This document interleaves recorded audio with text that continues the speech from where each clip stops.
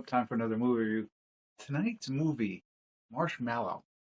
I don't know. Is that how you spell it? I always thought it was Mashmellow, but I think that's Marshmallow, and I think he's the rapper. Marshmallow. That's the name of it with an A. There you go. A grainy VHS horror style movie about a campfire legend that becomes a deadly reality. That's all I can see right now. My tablet died again. I'm just going through it all.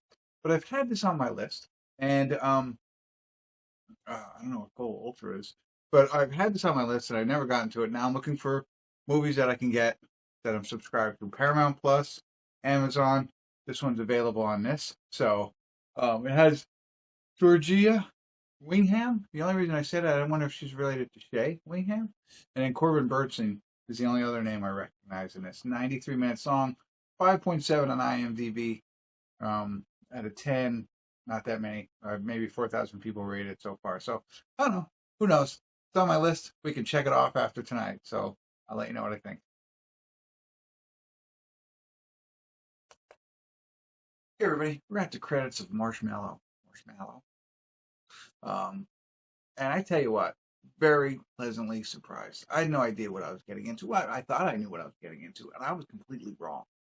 And so I'm going to try and give you a little bit of insight without spoiling it, because really, the reveal of what this movie is really about was a lot more fun than, I think if it would have been, if I would have known this going in, probably wouldn't watch it. So, just give you this kid, new to town, right? He's got his parents, grandfather. He's Corbin Bernsen or whatever. So they're living in a neighborhood. He's not the coolest kid in the neighborhood. The kids make fun of him, pick on him, right? That's kind of your opening. But his parents decided to send him to camp. Now, right before his camp days, this is pretty insignificant. It's got minor significance to it, but his grandfather dies, right? Not that big of a deal. But anyway, it is. But anyway, to the whole thing. So they go to this camp, right? And at this camp, he's hoping to fit in and find new friends, which I'll tell you a little bit, but he does, he gets bullied, but he finds a good group of friends. So immediately I'm like, all right, this is kind of cool. You know what I mean? I didn't want this kid to be bullied the whole time. But there's this whole story of this doctor. This is like a campfire story, right?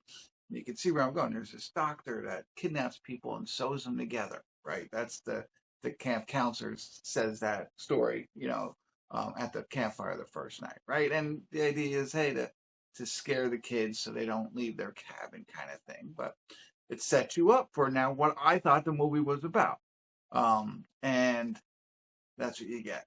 And so all of that up until there was great, and it continues to get better. But I can't talk more about this movie. But if that sounds somewhat interesting to you, go check this out if you haven't seen it. It's well worth the watch.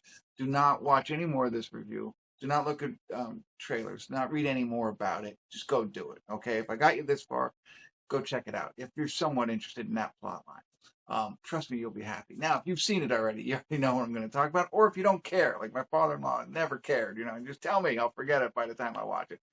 So let's talk openly. So spoiler alert, spoiler alert, spoiler alert. And I'm still going to try and keep it going and be as obtuse as possible. But essentially, it's, I'm thinking this is a killer. It's a Jason Voorhees, Friday the 13th type movie with kids.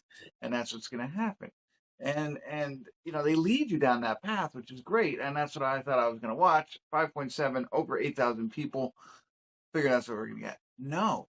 And, what they decided to do was cool at first, right? So now, again, spoiler alert, the camp counselors are involved here somehow, some way, right? Or some of them are. And you're not sure exactly how or why.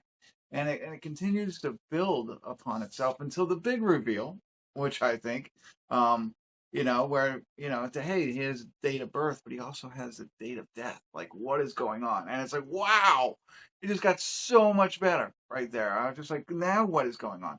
And so I loved it all the way through to the end. And I'm like thinking you could have gone a couple of different ways with this ending, right?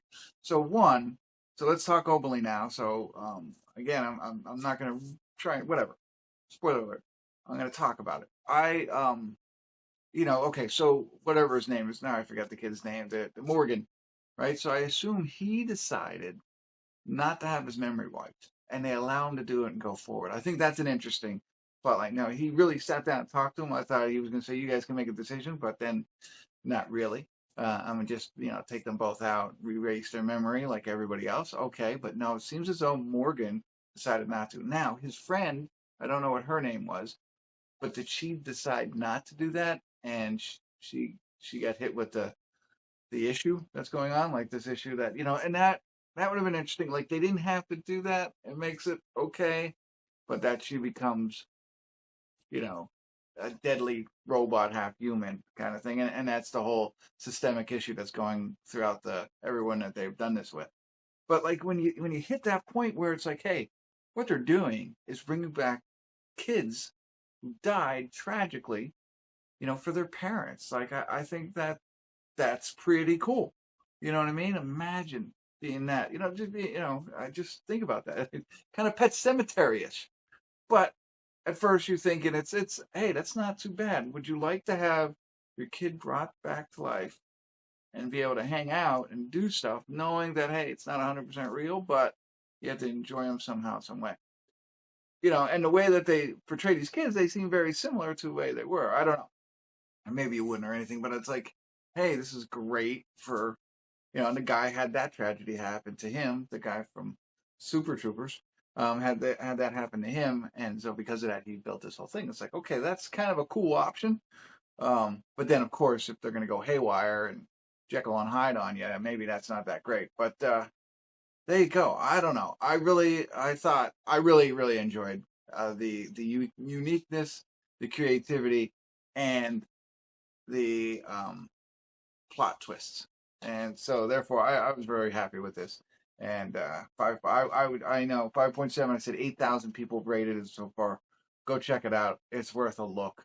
I will share I should have shared this with everybody else, but horror and sci-fi. I didn't see the sci-fi part because I didn't know it was coming. There you go. That's what I got. I rambled on. I enjoyed it. Check it out. Love to hear what your thoughts are. Thanks for tuning in. Kimmel's Irish Pub.